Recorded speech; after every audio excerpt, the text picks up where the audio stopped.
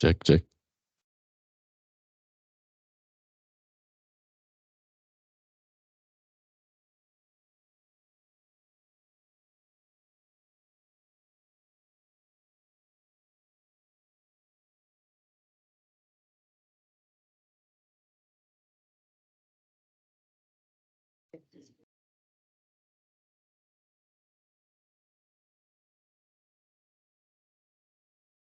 All right, everyone, we can start with group one.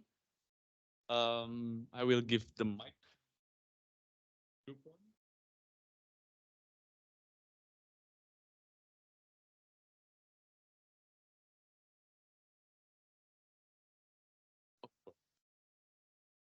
Yeah. Thank you to the organizers of this workshop for giving us this opportunity to present our views here and also the opportunity to learn from each other's experiences. And a very good afternoon to all the participants of the workshop. It is an absolute pleasure to be amongst all of you and get the learnings from your experiences. As we had been directed before we broke out for lunch, the group one, that is the group sitting on your left, has been given the opportunity to deliberate on some of the important issues with respect to how we arrive at national policies, inventories, the long term emission reduction strategies and intended nationally determined contributions, and what are the processes we follow while coming up with these national objectives in line with meeting the international commitments that we have taken in the multilateral forums. So, if we could just project the questions first on the things that we deliberated on, that will be useful.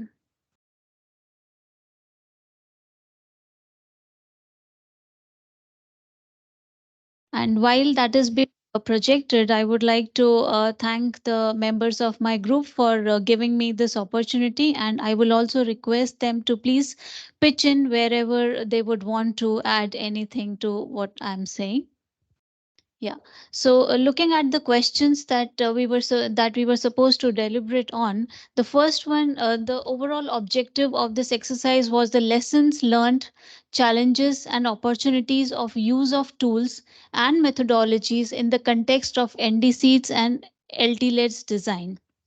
So while during our discussions, we did not really restrict ourselves to the NDCs and LT rates, we rather tried to cover everything that is meaningful to the climate action at the national level.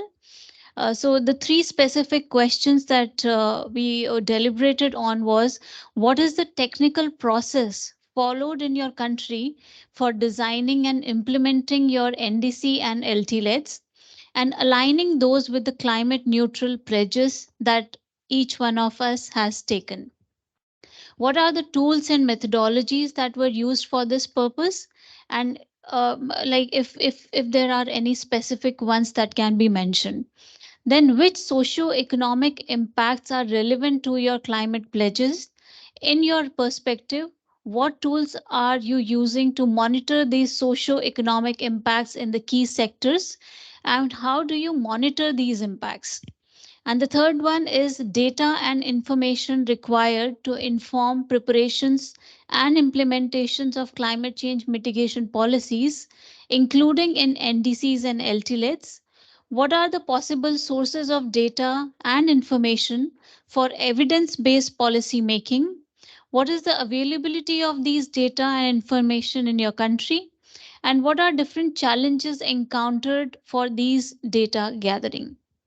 So this is about the contours on which we had our primary discussions, and we had quite valuable inputs from each of the countries that our group member were representing. That included myself from India, Bangladesh, Malaysia, China, Republic of Korea, Thailand, and Yemen. So thank you very much for your inputs. And based on the discussions we had, I would like to highlight some of the key processes, tools, and methodologies that each of the countries followed in order to be able to come up with national climate action strategies. So one of the strategies followed was, interministerial consultations, because in large economies there are different sectors which are working independently yet parallelly to contribute to the major economic goal.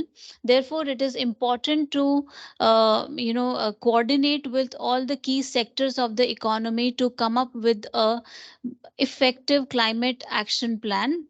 And specifically in India, we had prepared the sectoral groups. So the sectoral groups were prepared on the basis of the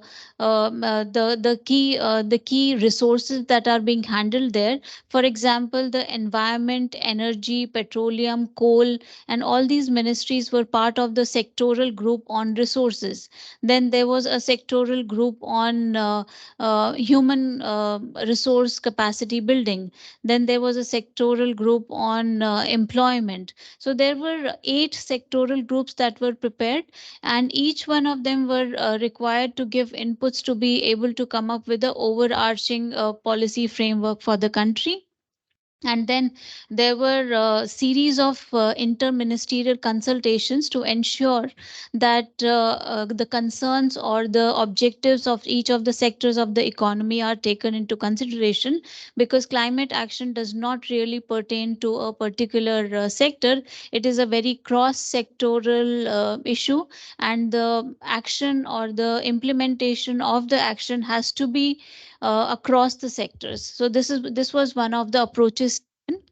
Then there were project performance indicators that were mentioned by Bangladesh. So the uh, management or the indicators were taken to be able to come up with the country level program.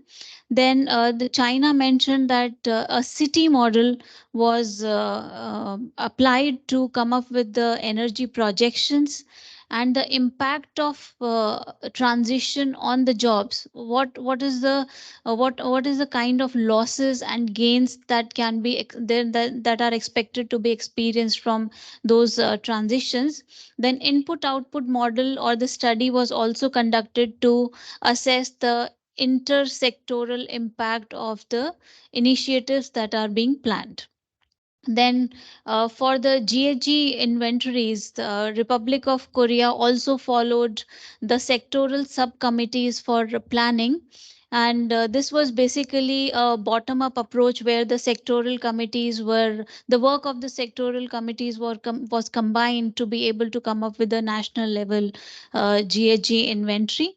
Then there was also a national model for impact of mitigation on economy, in order to assess what is going to be the what is going to be the quantified impact of the mitigation actions on the different sectors of the economy. So this model was employed by Republic of Korea to be able to assess the impact. Then there was a model used by us I mean a similar model used by Thailand and Malaysia to project the social impact of the initiatives. So the social impact basically covered various aspects of the society that included employment and job opportunities also. So this model was employed in a similar way by Thailand and Malaysia. Now, Malaysia also employed the optimization and accounting model to assess the impact of the initiatives that are being planned, and also to be able to have optimized initiatives to get the maximum results. Now, coming to the data sources that have been employed in those models or the studies or whatever the initiatives are being taken at the national level, the data came from the national as well as the local governments. Basically, it was the local government data that was collated to form the national data. Then project level data was also used in case of Bangladesh. And then the data related to GDP, employment, and economic growth was used by Republic of Korea. Then in case of India, we use sectoral data because there are different entities in the country which have the mandate of monitoring and reporting data from specific sectors. For example, the Central Electricity Authority monitors the data for the electricity systems, that includes the emissions data also. Then the industry data is being monitored under the Perform, Achieve, and Trade scheme of the government, where the high emission intensity industries are being monitored for their specific energy consumption and the emissions. So sectoral data is also used to be able to come up desired results. Now coming to the most important aspects of our discussion, that is what are the challenges that are faced in getting the data and also being able to use it to the right model to come up with the required results. So the challenges included lack of deeper or the granular data across the countries, because the sectoral or the local level data does not always add up to represent the national level circumstances. There are gaps in between, so that is one of the key challenges. We cannot just simply add all the datas to be able to give a representation to the national circumstances. Sometimes there are gaps, and at times there are overlaps also, so there are chances of double counting also. So this is one of the challenges. Then city level data was not available in case of China, which was highlighted. Then stakeholder engagement is one of the important factors to be able to come up with the reliable data, which was mentioned by Mongolia. Then local data did not match the national estimates. So as I said, that due to the overlaps and the gaps, the local data or the granular data does not always add up to represent the national data. And in cases of some of the countries like Yemen, there has been loss of data. So the data was there, but due to some geopolitical situations or the unforeseen circumstances, there has been the loss of data, and also there has been the lack of collection. Sometimes the national circumstances does not allow the country to focus on data collection. The other basic requirements or the priorities limit the capacity of the country to be able to collect the data at the required levels.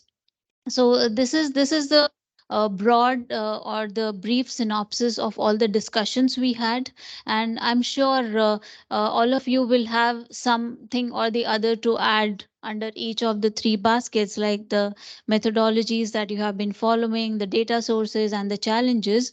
But one thing that emerged out is that there is lot of scope of improvement in this space, and the models being used are not at all consistent across countries. So therefore the results can never be comparable. So there needs to be consistency with respect to the models that we use, and also with respect to the way the data is being collected and what level it is being collected. So in order to have a comparative analysis, it is very important to have consistency and fill in the gaps.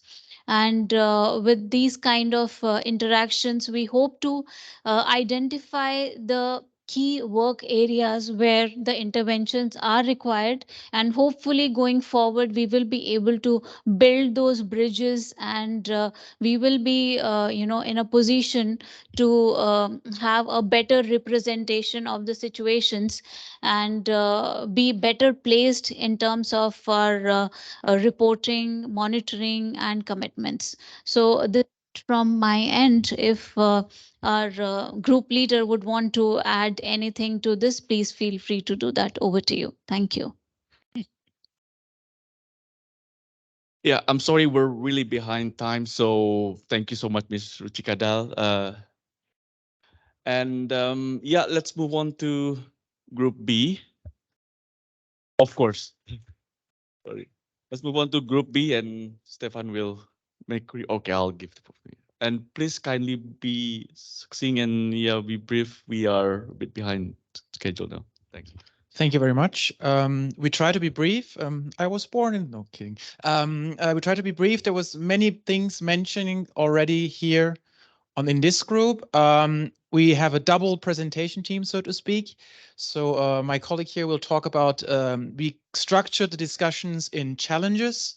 So when you are using tools to assess climate change mitigation actions and policies, what are the challenges you're facing? What are the needs you're facing, the capacity needs? Then we broke for lunch. And then in the second half, we discussed a little bit the solutions, which might be on the table. Challenges here, solutions there. And I will hand over to my colleague from the Philippines to talk a little bit about challenges you're facing. All right, so thank you. I'm Joy from the Philippines, and we represent Group 2. So we'd like to thank our group mates for having a very productive discussion earlier. So some of the challenges that we have identified, as explained by Stefan, our process was to identify the challenges first so that we'll be able to identify also the support needs. So some of the challenges include, of course, the human resource and the financial or funding gaps or limitations that we have, especially for us developing countries. And then at the same time, we also have the skills gap and sometimes the technology transfer, because it will entail, of course, some sort of financing for us to be able to adopt some of the technologies. But I think the most relevant challenge that we are facing is actually data as well as data management. So we've heard a lot of variation as to there is data available, but it's not granular enough. And even though there's data, there's not really a system that compiles everything so that we are able to see the multidimensionality of the information that we have. And then some of our colleagues also mentioned the multi-level coordination or the governance aspect, because we have national governments who are usually the policy-making side of things, but then the implementation actually falls on local governments. So actually, that's also an important challenge to address. And then we also have the public and private cooperation, especially in terms of provision of data and data sharing requirements. And then when we talk of green jobs, of course, it's very important that we are on the same page. So it's important to have the standards. And perhaps for the case of the Philippines, we're actually exploring having a green job certification. So this is very important for us to really push through with some of our legislation, like providing incentives to the private sector. And then I think it was also highlighted the role of the other stakeholders and, of course, consensus. Thank you very much also for deciphering my handwriting. I think you did a very nice job in describing the main aspects of the challenges our group discussed that you were facing. Then we spent a little bit of time on solutions. So for instance, in terms of data availability and also in terms of what is a green job, for instance. We talk a lot about just transitions, green jobs, but actually what do we mean by that? And one solution was identified that actually the UN sometimes provides some guidelines on that matter. Of course, countries don't have to follow it, but they're here. Maybe they can take inspiration from these guidelines. So I think that was one solution, like these kind of multinational organizations who are trusted can provide guidelines which can help us to know what we're talking about when we talk about green jobs or just transitions, for instance. Of course, UN agencies and MDBs, Lateral development banks, they can provide solutions because sometimes they sit on a pool of data. There was something mentioned that the trust is very important. So sometimes these people are, or these agencies are trusted as neutral knowledge brokers. So that might be a solution to many of these kind of challenges. There was one interesting aspect about streamlining the process of accessing finance. So sometimes if you don't have the capacity and you theoretically have access to finance, it takes a long time. Sometimes the process is cumbersome, especially for countries in the global south. So maybe like streamlining the process and how to get money might be a solution to all of these challenges.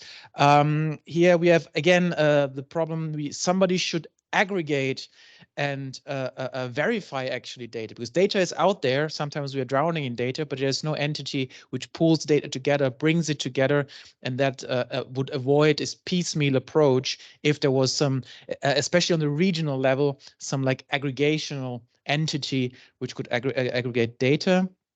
Relate to the finance resources capacity gap.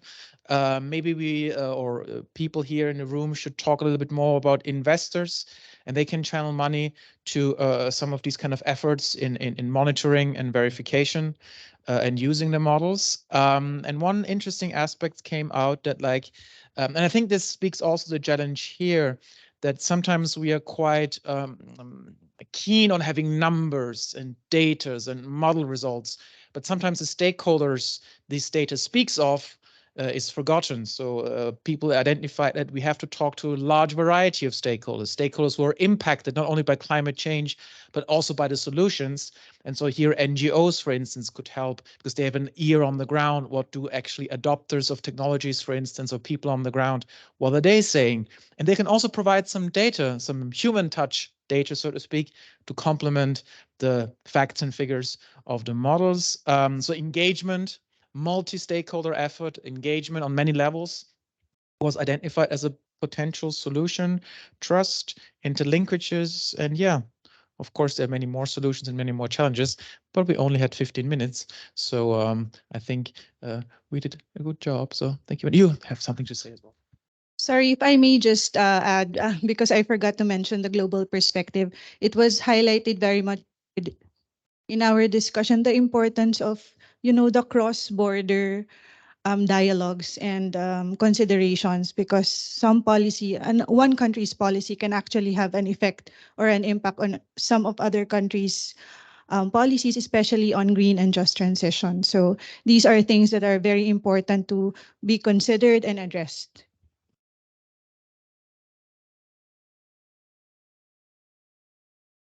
Thank you so much, Stefan and Joy. Now, may I invite the Group C to report back? Group C or Group 3? Oh, Ari, someone from the group? All right.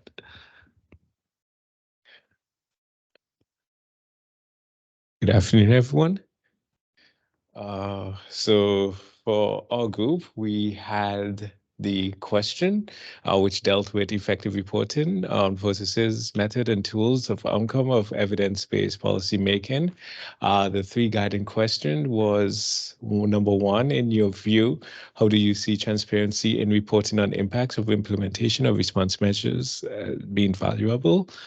Two, what type of information should be part of such reporting, and what can be the possible sources of such information? And the third one, basically, in your view and experience, what are the gaps in reporting, these consequences, and how can the reporting be enhanced? So for our group, for number one, where we looked at the value of transparency in reporting, we note that it do help in the supporting of international reporting requirements. The second one, we also realized that the methodology for standardization for MRV, it also gives assurance to NSA, and also it helps in the National Registry for transparency.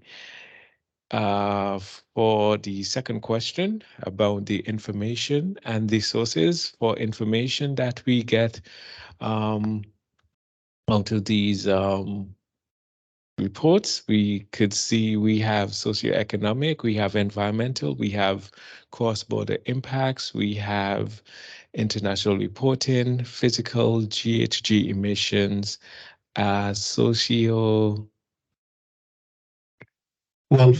welfare, uh, and the sources. We could get some of these information from the GHG inventory, the national communication, social accounting metrics, national budget, job transitions report, social environmental impact assessments. Going on to the third question, which is the gaps and how we could enhance reporting. Some of the gaps we realize pertaining to qualitative / quality data. We also note that we have gaps pertaining to the emphasis that is being placed on impacts and risk. Also, options need to adjust these impacts as well as clarification for some of these assessments. Also, we know that institutional arrangements are not usually in order for some places, and we note that for developing countries, most of the time, we are faced with a lack of capacity and funding to do these assessments. And for how we're going to bridge these gaps, we have knowledge exchange, we have money, capacity building, and technology transfer. Thank you.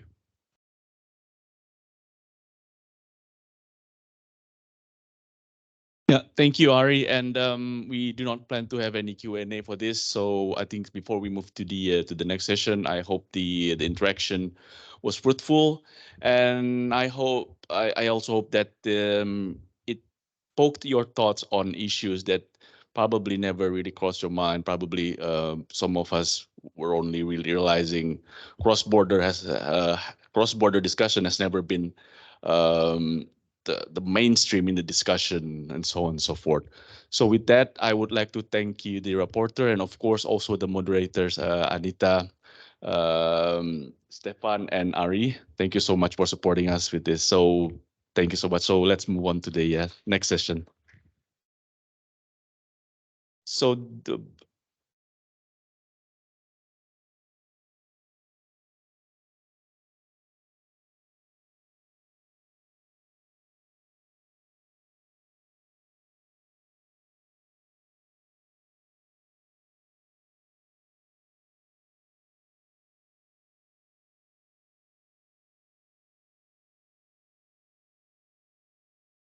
Okay.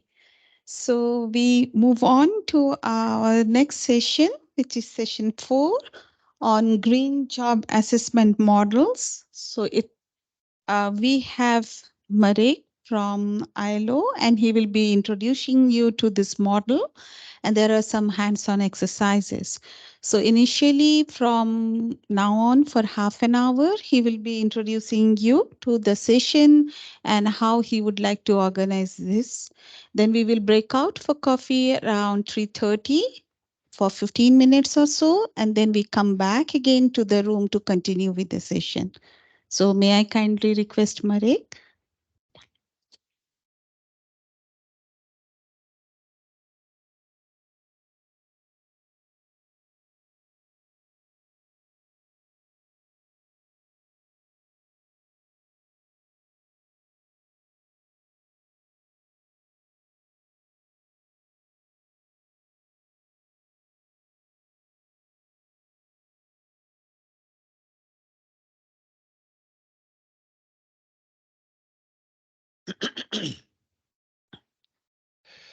So good afternoon again. So the idea is that we have a colleague of mine online.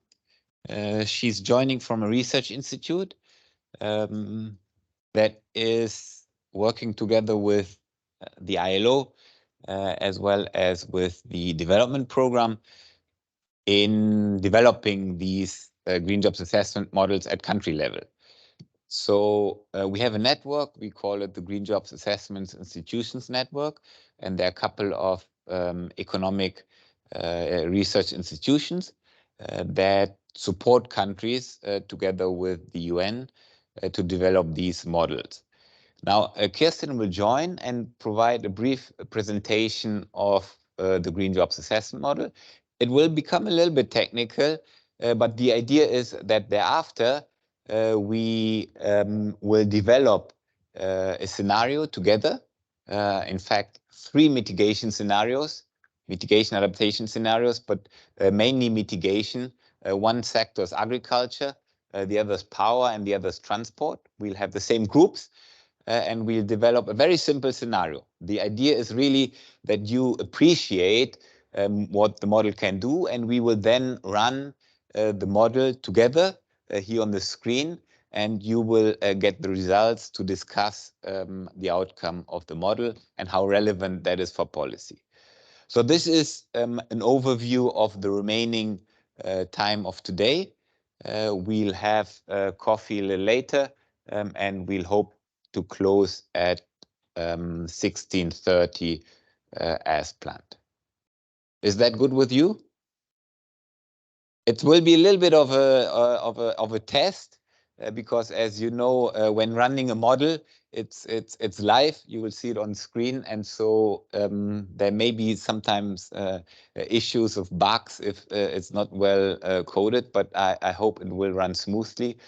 So bear with us. So let me ask Kirsten to introduce herself. Yes, hello, good afternoon to you. My name is Kirsten Bieber. I'm working at a research and technology organization in Norway. And I've been working together with Marek on these green jobs assessment models. I'll give you a short introduction into the models. And just show you which data are required and how we usually go about designing scenarios and analyzing results. So, in short, the model is based on supply and use tables, which are part of the system of national accounts.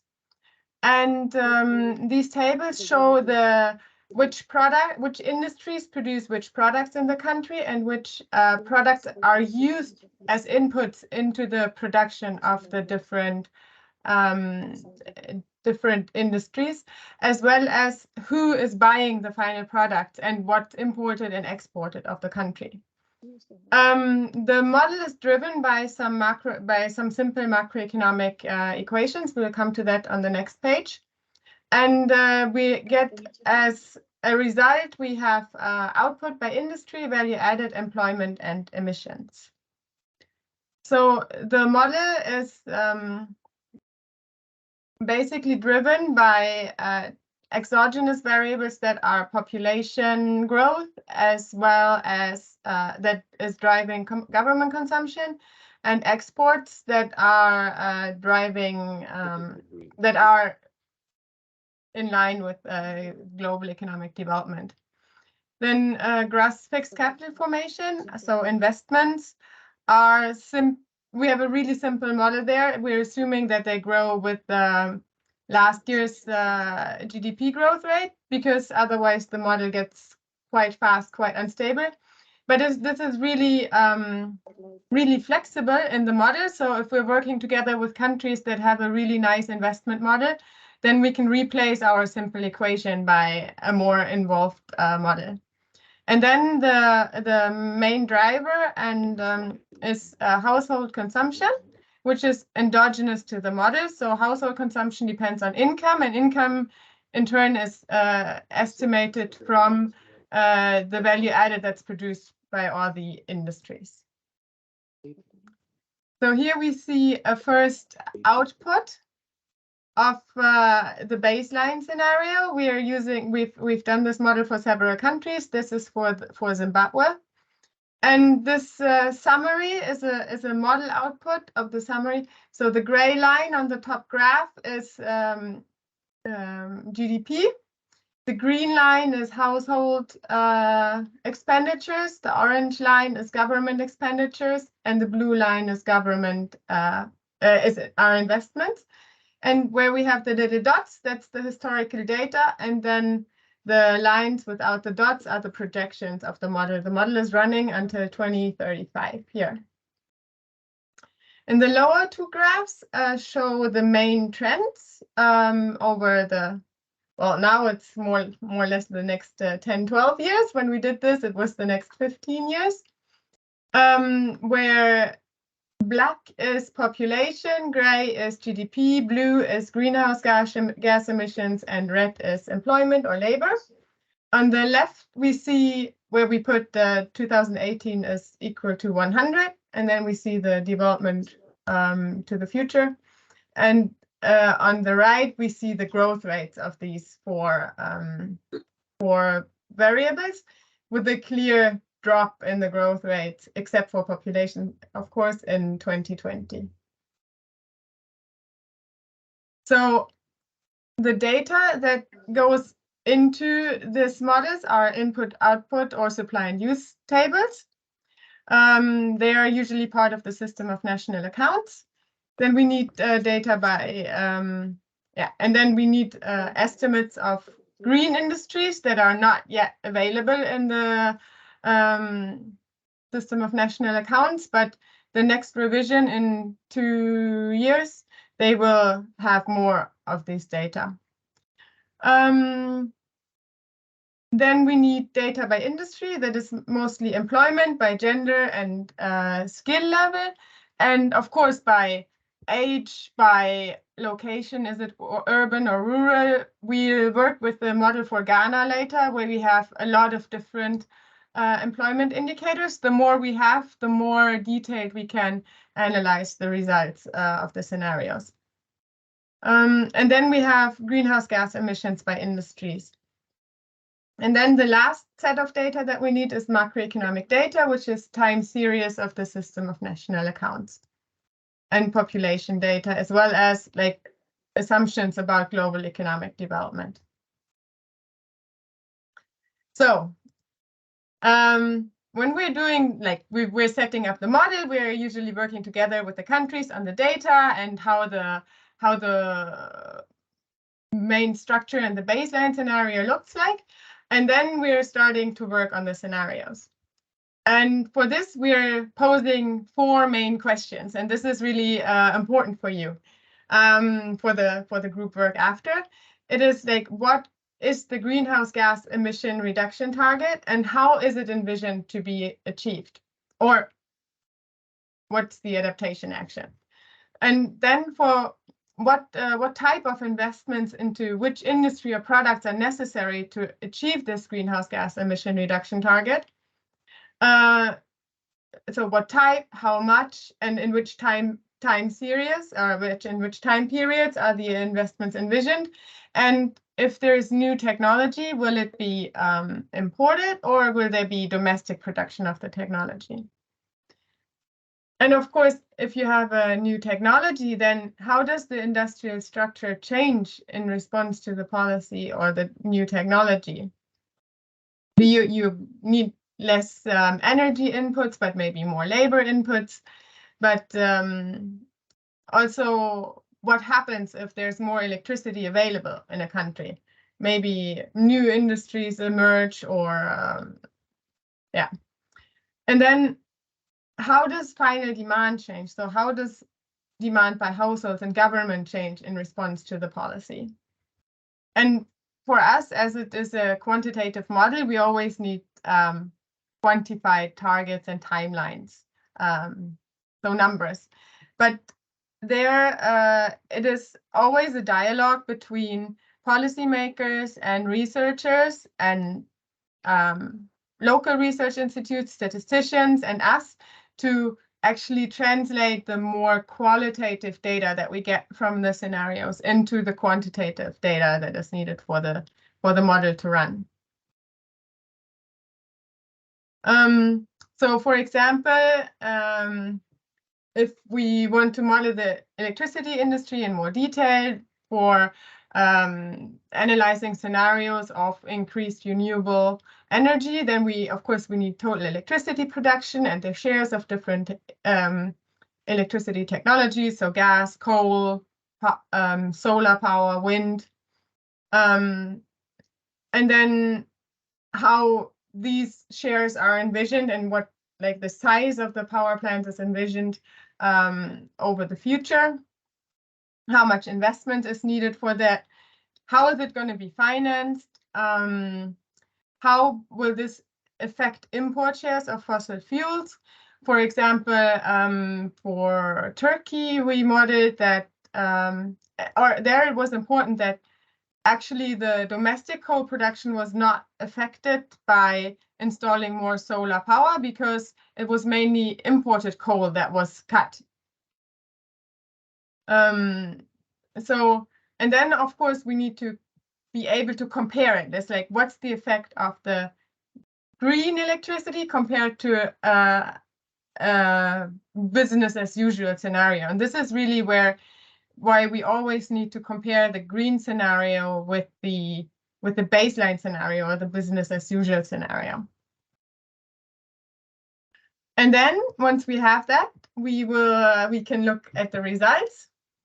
This is quite technical, but we have it in different formats so that everyone can use the format they are most comfortable with, working with Excel files, or we have a small software application that is using text files. And then, of course, if there's really people in the countries that are very much into programming or data analysis, they can just use the text files and do their own analysis of the data. We're separating the results by the triple bottom line of sustainability, so by environmental, social, and economic impacts. So here we have emissions, employment, and value added. And then also the model automatically gives you some figures. Here, this is just an example of the greenhouse gas emissions development in the energy efficiency scenario compared to the baseline scenario. And we see that greenhouse gas emissions are significantly reduced in all the manufacturing industries. That was what the scenario aimed at. And then we have similar figures for value added and labor as well. So here you see, like, we have this is a different scenario. It's biodiesel scenario.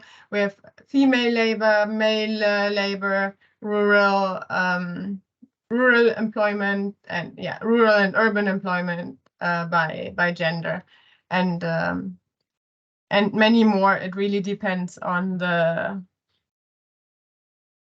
scenario. If we, for example, look in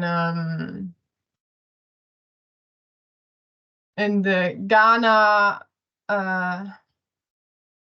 folder, you see that they have, so it starts with lab. So we have a lot of different labor indicators. It's more than 30, which is really nice, because then you know how it's by primary, secondary, tertiary, and no education, urban and rural. And then type of employee, is it agricultural, self-employed, casual worker, and contributing family member. So this is really nice if we have a lot of data. But what I've heard from reporting back from the previous session, data availability is a major issue, and we've learned that also. So it really is very different how many labor indicators we have per country. So if we would open one of these Excel files with the results, we would get a list of numbers. Here we have the industries, so agriculture, mining, manufacturing, and then there's a lot more industries, but we don't show it all here. Marek can show that later, or Marek and I can show that later together. And then we have how the development looks like over time.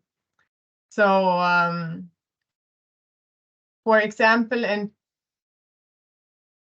2023, there will be 3,027 female jobs in the agriculture, forestry, and logging industry. Of course, we should never, or 1,000, I think it's in thousands. We should never really go down to the very number, but we should compare it to the baseline scenario, and then we can see if it's a positive, it's a small positive change, is it a big positive change, or a small or big negative change. So yeah, so the numbers alone are not very informative. We should compare them to the baseline, as I said. And then we can see how the economy and the society would change if the scenario is compared to the baseline scenario. And now I'm already coming to my last slide, and then we'll get a little bit more practical. So the model uses Excel as an input file, and we really need to think about what is changing in the economic system. Is it investment? Is it the structure of the economy that is changing? Is it is it a new technology in an industry? How fast is it changing? So if we install more, like if we use more solar PV, what is actually going to happen? First, we need an investment. The technology needs to be produced or imported. The technology needs to be installed, and then it's taking up in the use. Then when it's used more, it will replace existing electricity, if it's not just additional electricity, which may also happen. So that instead of building new coal or gas power plants, all the new power plants are going to be solar and wind. And then, of course, they need to be maintained and repaired. And maybe you need additional investments into infrastructure, like more electricity, bigger electricity network, and so on. So this is everything you would need to think about. So in this simple scenario here we've done for Ghana, we have put, I think I probably need to zoom in a bit so that you can see a little bit more. Here we see gross fixed capital formation. So this is investment, an investment into solar power plants. It's a 315 million local currency. And this is spread out across different products in the economy. So a solar power system, you need fabricated metal products and the special purpose machinery, which is the PV panels. Then you need the connection to the grid, like electrical machinery and apparatus. You need construction services, people who actually put up the solar power plants, and then some research and development services, insurance and financial services, as well as freight transport services. So these are just approximate numbers that we got. That you will actually need to come up with, because you're the one planning this investment. And then in the end, this meant that in the case of Ghana, it meant that from the usual electricity industry, the solar electricity got a market share of 2% every year.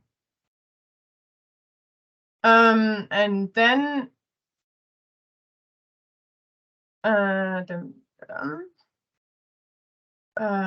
then we can look at some results.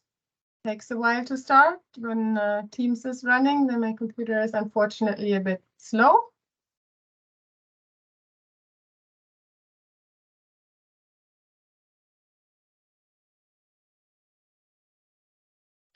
So maybe in the meantime, you may wish to open your laptops, if not already open.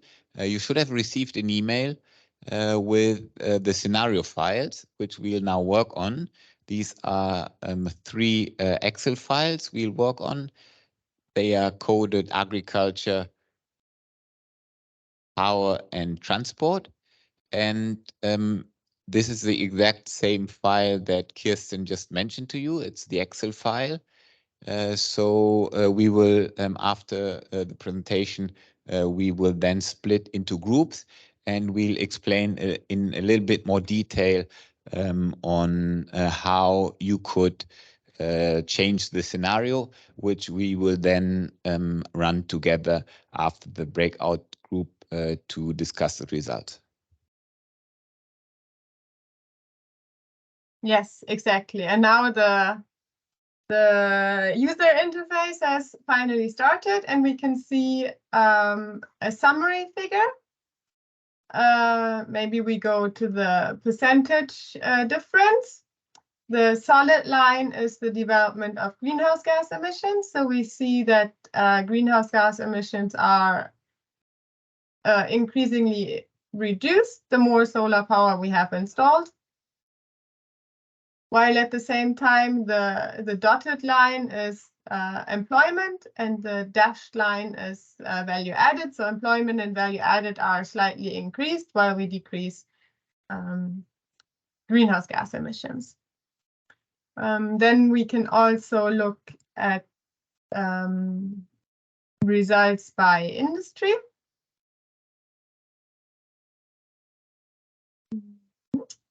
Yeah, and here we see that some industries are really gaining employment, and very few industries are losing. Of course, electricity, the original electricity industry, there is a negative impact. And then we have solar electricity. There's going to be a lot more people employed. And